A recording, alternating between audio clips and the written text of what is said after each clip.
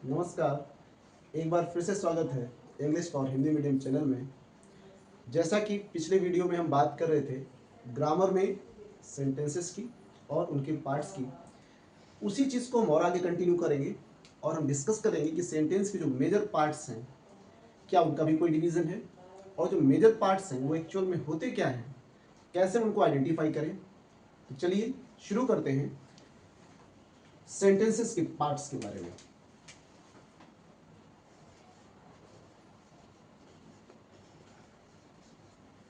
हम यहाँ बात कर रहे थे सेंटेंस की और पिछले वीडियो में हमने देखा था कि सेंटेंस के दो पार्ट्स होते हैं, दो मेजर पार्ट हैं। पहला है सब्जेक्ट और दूसरा मेजर पार्ट है प्रेडिकेट। इसका एग्जाम्पल भी हम आपको दे चुके हैं। यहाँ एक बार फिर से एग्जाम्पल को रिपीट करते हैं, फिर आगे बढ़ते हैं। मान लीजिए यहाँ लिखा हुआ है अमित राइट्स अ लेटर। एक छोटा सा एग्जाम्पल है, अमित राइट्स अ लेटर। ये हमारा एक पूरा सेंटेंस है। इसके दो मेजर पार्ट हैं, इसमें एक सब्जेक्ट है और जो रेस्ट पार्ट है वो हमारा प्रेडिकेट है। फाइंड आउट करना है कि सब्जेक्ट क्या है और प्रेडिकेट क्या है। तो सब्जेक्ट के बारे में उसकी डेफिनेशन कहती है कि सेंटेंस में जिस किसी के बारे में बात की जाती है, चाहे वो नाउन हो या प्रोनाउन हो या फिर नाउन की तरह काम करने वाला कोई अन्य वर्ड जैसे कि एडजेक्टिव हो, जिसके बारे में बात की जाती है वो सब्जेक्ट होता है। और सब्जेक्ट के बारे में जो कुछ भी बात की जाती है वो सब प्रेडिकेट होता है। बड़ा सिंपल सा डेफिनेशन है, बड़ी सिंपल सी इसकी पहचान है। तो इस सेंटेंस को अगर हम देखें तो हम यहाँ देख रहे हैं कि अमित राइट्स अ लेटर में बात किसके बारे में की जा रही है? अमित के बारे में। ये जो हमारा सब्जेक्ट होता है ये डूअर होता है, ये एजेंट होता है, ये कर्ता होता है, विषय होता है। जरूरी नहीं कि ये हमेशा कोई काम ही कर रहा हो। जैसे इस सेंटेंस में राइट्स, ये उसका वर्ब है जो दर्शाता है कि वो लिखता है, लेकिन जरूरी नहीं कि हमेशा वो कुछ काम ही करे। सब्जेक्ट वो भी होता है जिसकी स्थिति के बारे में कुछ बताया जाता है। जैसे इसी के साथ एक एग्जांपल देखिए, ही इज अ डॉक्टर। यहां पर सब्जेक्ट हमारा ही है, लेकिन यहां ही कुछ कर नहीं रहा है क्योंकि इसका जो वर्ब है, जो इसका एक्शन शो करेगा वो इज है। और इज एक्शन वर्ब नहीं है, वो उसकी स्थिति बताता है, उसका स्टेटस बताता है, उसका बीइंग बताता है, वो है क्या ये बतलाता है। तो ये जो वर्ब है वो शो कर रहा है कि वो डॉक्टर है। इसका मतलब वो कोई काम नहीं कर रहा, फिलहाल डॉक्टर होना इसका प्रोफेशन है, लेकिन सेंटेंस में सब्जेक्ट हमारा ही है। तो सेंटेंस में जिसके बारे में बात की जाएगी वो हमारा सब्जेक्ट होगा, फिर चाहे वो डूअर हो जैसा कि पहले सेंटेंस में है, या फिर उसकी स्थिति के बारे में बताया जाए जैसा कि दूसरे सेंटेंस में।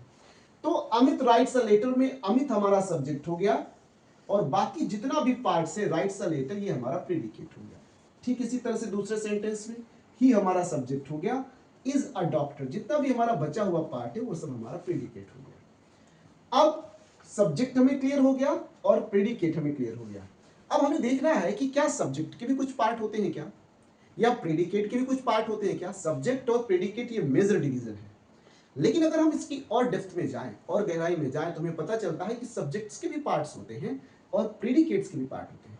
तो जो प्रेडिकेट्स हैं उनके क्या पार्ट्स होते हैं, जो सब्जेक्ट्स होते हैं सेंटेंसेस में उनके क्या पार्ट्स होते हैं, अब हम उनको डिस्कस करेंगे। तो चलिए सबसे पहले हम डिस्कस करते हैं सब्जेक्ट के पार्ट्स को। आइए सब्जेक्ट्स के जो पार्ट्स होते हैं उनको डिस्कस कर लेते हैं।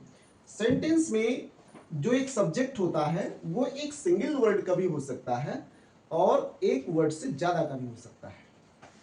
जब वो सिंगल वर्ड का है सब्जेक्ट, जब वो सिंगल वर्ड का, यानी सब्जेक्ट में अगर एक ही शब्द है तो वो हमेशा हेड वर्ड होता है। उस कंडीशन में हमेशा ये हेड वर्ड, जिसको हम मेन वर्ड कह सकते हैं, मुख्य शब्द कहते हैं, वो हमारा हेड वर्ड होता है। लेकिन अगर एक से ज्यादा शब्द मिलकर के सब्जेक्ट बना रहे हैं तो हेड वर्ड से अलग जो भी चीजें आ रही हैं वो सब हमारी क्वालिफायर्स हैं। इस तरह से सब्जेक्ट का जो मेजर डिवीजन है वो क्वालिफायर्स और हेड वर्ड मिलकर के बनाते हैं। क्वालिफायर्स और हेड वर्ड क्या है, चलिए इसको एक एग्जांपल से समझते हैं। एग्जांपल है यहां पे, a boy came to me yesterday. अब जरा इस एग्जांपल को देखिए, सेंटेंस है a boy came to me yesterday. Sentence को पढ़ने से पता चल रहा है, इसका जो अर्थ निकल रहा है, एक लड़का आया मेरे पास कल, यानी कल एक लड़का मेरे पास आया। कौन आया कल मेरे पास? एक लड़का। किसके बारे में बात हो रही है? एक लड़के के बारे में। तो बड़ी सिंपल सी बात है कि जैसा कि हमें पता है कि सेंटेंस में जिसके बारे में बात होती है वही हमारा सब्जेक्ट होता है, तो अ बॉय हमारा यहां पर सब्जेक्ट हो गया। ऑब्वियसली अ बॉय हमारा सब्जेक्ट हो गया, बाकी जितना भी पार्ट हमारा बचा वो सब हमारा क्या हो गया? प्रेडिकेट हो गया। अब यहां पर हम देख रहे हैं कि सब्जेक्ट में दो वर्ड्स हैं, अ और बॉय। ध्यान रखेंगे कि हम इसको अ पढ़ेंगे। जब भी सेंटेंस में इस लेटर का यूज होगा, जिसको हम जनरली ए कहते हैं अल्फाबेट में, जब हम उसको सेंटेंस में यूज करेंगे तो हमेशा हम इसको अ कह के प्रोनाउंस करेंगे, और ये एक वर्ड की हैसियत रखता है। भले ये सिंगल लेटर है, फिर भी सेंटेंस में ये एक वर्ड की हैसियत रखता है। जैसे कि बाकी ये वर्ड्स आप देख रहे हैं, इनकी जैसे आइडेंटिटी है वैसे इसकी भी अपनी एक आइडेंटिटी है, एक वर्ड के तौर पे। तो यहां पर सब्जेक्ट में हमारे दो वर्ड्स हैं, एक है अ और दूसरा है बॉय। नियम कहता है कि अगर सब्जेक्ट में मिनिमम दो वर्ड्स हैं, अगर सिंगल वर्ड है तो वो या तो नाउन होगा या तो प्रोनाउन होगा। एग्जाम्पल के लिए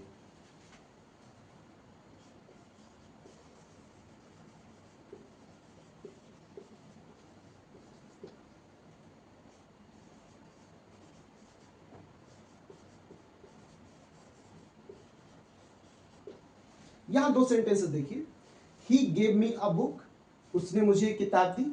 किसने दी? उसने, ही ने। सब्जेक्ट कौन है? ही। यहां एक ही वर्ड है हमारा सब्जेक्ट में। जब भी कभी सिंगल वर्ड सब्जेक्ट में होगा वो हमेशा हेड वर्ड होगा, चाहे वो प्रोनाउन हो चाहे वो नाउन हो। मोनू सिंग्स वेल, मोनू ठीक से गाता है, अच्छे से गाता है। कौन गाता है? मोनू। किसके बारे में बात हो रही? मोनू के बारे में। यहां भी सिंगल वर्ड है, यहां पे नाउन है और यहां पे प्रोनाउन है। यहां प्रॉपर नाउन है और ये हमारा कौन सा प्रोनाउन है? पर्सनल प्रोनाउन है। इसका मतलब ये हुआ कि जब सेंटेंस के सब्जेक्ट में सिंगल वर्ड होगा तो या तो वो नाउन होगा, generally proper noun, common noun भी हो सकता है। हालांकि कॉमन नाउन के साथ ये नियम है कि कॉमन नाउन बिना आर्टिकल के नहीं आता। वो प्लूरल नंबर में है तब तो बिना आर्टिकल के आता है, लेकिन अगर वो प्लूरल नंबर में नहीं है तो जनरली अ, एंड, द, इस तरह के वो अपने साथ आर्टिकल्स लेता है। लेकिन कुछ ऐसे कॉमन नाउन्स हैं जहां पर कोई आर्टिकल नहीं आता और वो इंडिविजुअली सिंगल वर्ड के तौर पर वो यूज किए जाते हैं। फिर एग्जांपल में हम उसकी चर्चा करेंगे। फिलहाल अभी हम इतनी बात करते हैं कि सिंगल होने पर ये हमारा केवल हेड वर्ड होगा। लेकिन अगर सब्जेक्ट में एक से ज्यादा शब्द हैं तो जनरली उसमें दो चीजें हैं, एक तो क्वालिफायर्स है, दूसरा हेडवर्ड है। हेडवर्ड जनरली बाद में आता है, क्वालिफायर्स शुरुआत में आते हैं, यानी हेडवर्ड से पहले आते हैं। तो इस नजरिए से अगर हम देखें तो हेडवर्ड हमारा क्या है? बॉय। एक सिंपल सा तरीका हेडवर्ड पहचानने का, जिसके बारे में बात की जा रही है। अगर क्वालिफायर्स के साथ कोई हेडवर्ड है तो इसका मतलब वो कोई नाउन होगा। यहां पे नाउन क्या है? बॉय। नाउन क्या है यहाँ पे? बॉय। इसका मतलब हेडवर्ड क्या है? बॉय। बात किसके बारे में हो रही? बॉय के बारे में। अब हेडवर्ड के अतिरिक्त जो उसकी शुरुआत में चीजें आई हैं वो सब हमारी क्वालिफायर्स की कैटेगरी में आती है। क्वालिफायर्स एक भी हो सकता है, एक से अधिक हो सकते हैं। जैसे यहाँ पर अ है, ये अभी सिंगल वर्ड है क्वालिफायर्स में, लेकिन चूंकि यहाँ क्वालिफायर्स लिखा है इसका मतलब क्वालिफायर अकेला नहीं होता, वो एक से ज्यादा शब्द होते हैं, एक से ज्यादा शब्दों का वो समूह है। तो यहां पर हम देख रहे हैं क्या है, यहां पर हमारे पास है अ बॉय, अ क्वालिफायर और बॉय हमारा हेडवर्ड। अगर सेंटेंस के सब्जेक्ट में एक से ज्यादा शब्द, दो, और अगर दो से भी ज्यादा शब्द हो जाए, तीन हो जाए, चार हो जाए, पांच हो जाए, और वो सब्जेक्ट ही कंसीडर किया जाए, तो फिर ये जो तीन चार शब्द हैं ये सब क्या कहलाएंगे? सिंपल सी बात है, हेडवर्ड को छोड़ करके बाकी सब क्वालिफायर्स कहलाएंगे।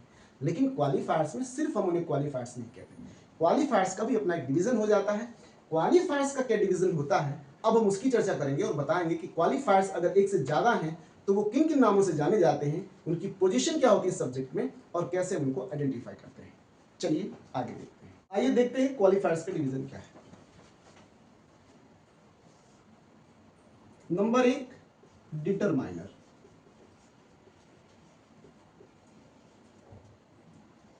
नंबर दो, एडजेक्टिव। नंबर तीन, एडजेक्टिव फ्रेज।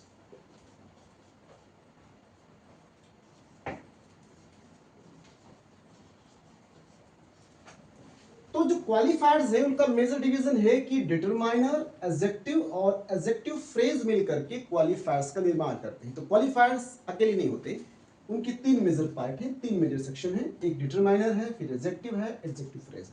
सब्जेक्ट में एक ही साथ सबके सब आए ये कतई जरूरी नहीं है, लेकिन अगर क्वालिफायर्स आए हैं तो या तो वो डिटरमाइनर हो सकता है, या फिर वो एडजेक्टिव हो सकता है, या फिर एडजेक्टिव फ्रेज। लेकिन ये भी हमें देखना है कि ये तीनों एक साथ भी आ सकते हैं। ऐसा कोई हार्ड एंड फास्ट रूल नहीं है कि अकेला ही आएगा या दो साथ में आएंगे या तीन साथ में आएंगे। हम आपको एग्जांपल बताएंगे जिसमें अकेला भी आया हुआ है, दो भी आए हैं और तीनों एक साथ आए।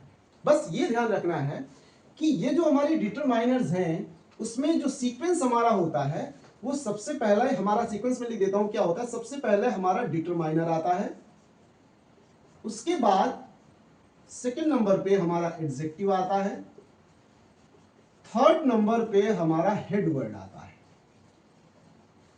और फोर्थ नंबर पे इस क्वालिफायर का जो लास्ट पार्ट है वो एडजेक्टिव फ्रेज, इसको हम एडजेक्टिवल फ्रेज भी कह सकते हैं।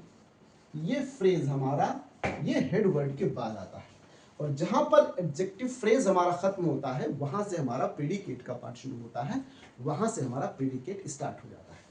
तो ये तो हमारा प्रॉपर सीक्वेंस होता है अगर सारे क्वालिफायर्स मौजूद हैं हेड वर्ड के साथ में।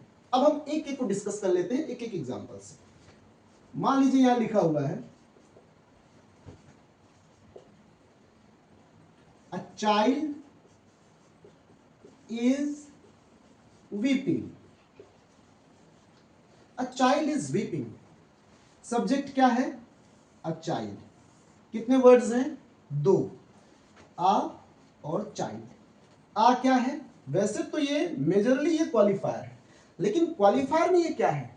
क्वालिफायर में ये डिटरमाइनर है। सबसे पहले नंबर पे क्या आता है हमारा? डिटरमाइनर। डिटरमाइनर होते क्या है इसके बारे में थोड़ा सा डिस्कस करते हैं, फिर आगे बढ़ते हैं। A, and, the, some, many, one, two, three, four, इस तरह के जो भी वर्ड्स हैं जो हेड वर्ड से ठीक पहले आकर के उनके मीनिंग को डिटरमाइन कर देते हैं। डिटरमाइन मींस लिमिटेड कर देना, उसके मीनिंग को जो लिमिटेड कर देते हैं, ऐसे सभी वर्ड्स को हम डिटरमाइनर कहते हैं। एक्चुअल में ये भी एक तरह के एडजेक्टिव ही होते हैं। अगर किसी वर्ड से पहले, किसी नाउन से पहले आ गया तो इसका मीनिंग लिमिटेड हो गया। चाइल्ड कितने? आ मींस वन। कितने बच्चे? एक बच्चा, इसका मीनिंग तय हो गया। अगर द चाइल्ड लिखा होता तो मतलब स्पेशल बच्चा, पर्टिकुलर बच्चा, जिसके बारे में हम पहले से जानते हैं किसी न किसी मायने में खास है। क्योंकि द ऐसा आर्टिकल है जब वो लग जाता है तो वो बताता है कि उसके पीछे आने वाला जो नाउन है वो अपने आप में पर्टिकुलर हो गया, स्पेशल हो गया। तो इस तरह से ये जो डिटरमाइनर्स होते हैं ये हेड वर्ड के मीनिंग को डिटरमाइन कर देते हैं, इसलिए इनका नाम डिटरमाइनर पड़ा है। A, and, the, some, many, much, more, इसके अलावा 1 2 3 4 जो भी आपके कॉर्डिनल ऑर्डिनल नंबर होते हैं वो सारी चीजें। जरा गौर करिए यहां पर आ चाइल्ड, तो क्वालिफायर में पहला पार्ट है डिटरमाइनर, तो हमारा आ क्या हो गया? डिटरमाइनर। दो ही वर्ड है, आ है डिटरमाइनर, एडजेक्टिव यहां पे कुछ है नहीं बीच में क्योंकि दो ही वर्ड है, एडजेक्टिव फ्रेज कुछ है नहीं, फिर बचा क्या? एडजेक्टिव है नहीं, बचा क्या? हेड वर्ड, जिसके बारे में बात हो रही वो क्या है? चाइल्ड, इसलिए चाइल्ड हमारा क्या हो गया? हेड वर्ड हो गया। ये तो हमारा एक एग्जांपल हो गया जिसमें डिटरमाइनर है और हेड वर्ड है। चलिए दूसरा एग्जांपल देखते हैं।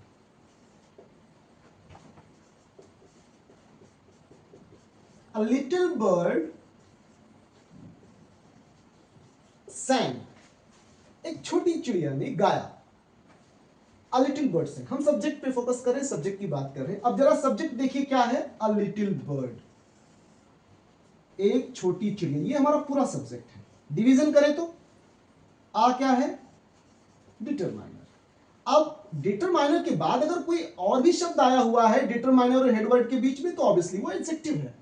और एडजेक्टिव के बारे में आप जानते हैं कि ऐसे सभी वर्ड जो विशेषता बतलाने का काम करते हैं वो सभी एडजेक्टिव्स कहलाते हैं। तो लिटिल हमारा क्या हो गया? एडजेक्टिव हो गया। लिटिल हमारा क्या हो गया? एडजेक्टिव हो गया। तो हमारा डिटरमाइनर हो गया, हमारा एडजेक्टिव हो गया। तीसरे नंबर पे हमारा हेडवर्ड है सीक्वेंस में। यहां भी हमारे तीसरे नंबर पे हेडवर्ड ही, क्योंकि वर्ड है, नाउन है, जो मेन शब्द है जिसके बारे में बात हो रही वो वर्ड है, और इसलिए ये हमारा क्या हो गया? हेडवर्ड हो गया। रेस्ट पार्ट हमारा प्रेडिकेट है, उसकी चर्चा बाद में करेंगे। तो यहां जब तीन वर्ड्स हैं तो वहां पे पहला डिटरमाइनर है, दूसरा एडजेक्टिव है, तीसरा हमारा हेडवर्ड है। इसके बाद अगर 4 वर्ड्स हैं हमारे क्वालिफायर में हेड वर्ड को मिला करके या उससे ज्यादा शब्द हैं, तो फिर ये सारी चीजें उसमें शामिल होती हैं। वो कैसे शामिल होती है, चलिए उसका एक एग्जांपल देखते हैं और फिर हम जानते हैं कि डिटरमाइनर, एडजेक्टिव, हेडवर्ड और एडजेक्टिव फ्रेज कैसे काम करते हैं। आइए देखते हैं। चलिए एग्जांपल देखते हैं जिसमें डिटरमाइनर, एडजेक्टिव, हेडवर्ड और एडजेक्टिव फ्रेज शामिल है।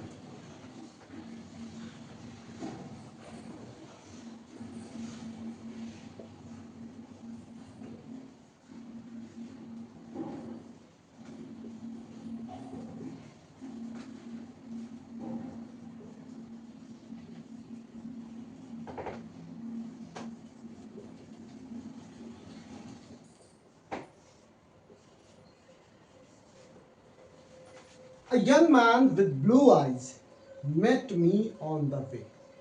जरा गौर करिए, यहां हमारा सब्जेक्ट कहां से शुरू हो रहा है और कहां पे खत्म हो रहा है। A young man with blue eyes, इतना हमारा सब्जेक्ट है, ये हमारा सब्जेक्ट पार्ट है। जहां से वर्ब स्टार्ट होगा वो सब हमारा प्रेडिकेट कहलाएगा, और उससे पहले जितना भी पार्ट है, फिर चाहे वो सिंगल वर्ड का हो, 2 वर्ड का हो, 3, 4, 5 शब्द का, वो सब हमारा सब्जेक्ट है। अब जरा इसका डिवीजन देखिए।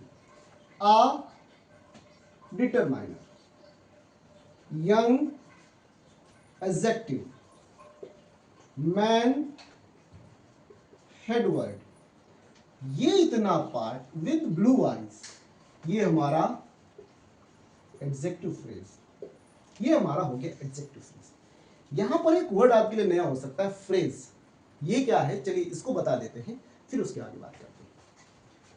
ये जो फ्रेज शब्द है, इसको हिंदी में हम वाक्यांश कहते हैं और इंग्लिश में इसको कहते हैं अ ग्रुप ऑफ वर्ड्स।